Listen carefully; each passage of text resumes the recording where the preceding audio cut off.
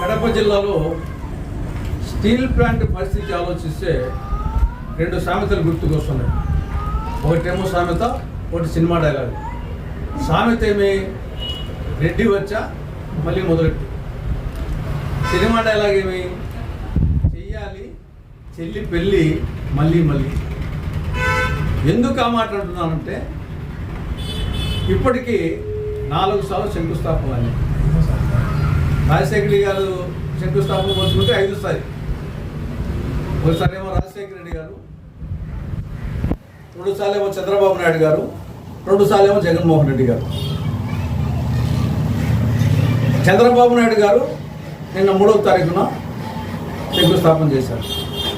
ఇదే చంద్రబాబు నాయుడు గారు ముఖ్యమంత్రి హోదాలో 2018లో జమ్మలమూడు నియోజకవర్గంలో మైలవరం మండలంలో కంబాల దిన్నె అనే గ్రామం వద్ద 18,000 కోట్ల రూపాయలు ఖర్చు పెడతామని చెప్పేసి రాయలసీమ స్టీల్ ప్లాంట్స్ అని చెప్పేసి శంకుస్థాపన చేశారు.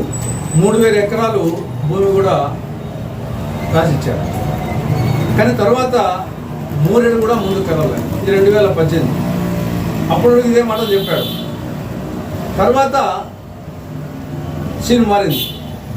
ఈ యొక్క రాయవరంలో ఒకటో కృష్ణుడు, రెండో కృష్ణుడు, తెల్లవారుజామున కృష్ణుడు ఉన్నట్టు ముఖ్యమంత్రి మారిపోయి జగన్మోహన్ రెడ్డి ముఖ్యమంత్రి అయ్యారు. ఈయన అయిన తర్వాత ఈయన మళ్ళీ శంకుస్థాపన చేశాడు. కానీ సరే ప్లేస్ మార్చాడు.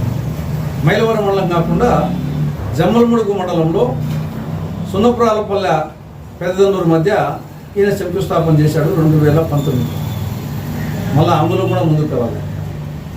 మళ్ళీ ఇదే జగన్మోహన్ రెడ్డి మళ్ళీ అదే చోట 2023లో మళ్ళీ శంకుస్థాపన చేశాడు JSW కంపెనీ పేరుతో. మళ్ళీ కూడా అందులో ముందుకు కదలలేదు. ఇప్పుడు మళ్ళీ గవర్నమెంట్ మారింది. చంద్రబాబు నాయుడు మళ్ళీ ముఖ్యమంత్రి అయినాడు. మళ్ళీ అదే ప్లేస్లో, అంటే జగన్మోహన్ రెడ్డి 2 సార్లు శంకుస్థాపన చేసే ప్లేస్లోనే మళ్ళీ ఈయన JSW పేరుతో మళ్ళీ ఈయన వచ్చేసి మొన్న 2026 జూలై 3న శంకుస్థాపన చేశారు. కాబట్టి ఇది శంకుస్థాపనలకే పరిమితమైంది కానీ ప్రారంభోత్సవాలకు నోచుకోవాలి. అందుకోసమే ఆ డైలాగ్ జ్ఞాపకం వస్తున్నాయి. కనీసం ఈసారైనా శంకుస్థాపనలకే పరిమితం కాకుండా నిన్న ఆయన డేట్ కూడా ఫిక్స్ చేశాడు. 2028 జూలై 3న ప్రారంభోత్సవం చేస్తా అని.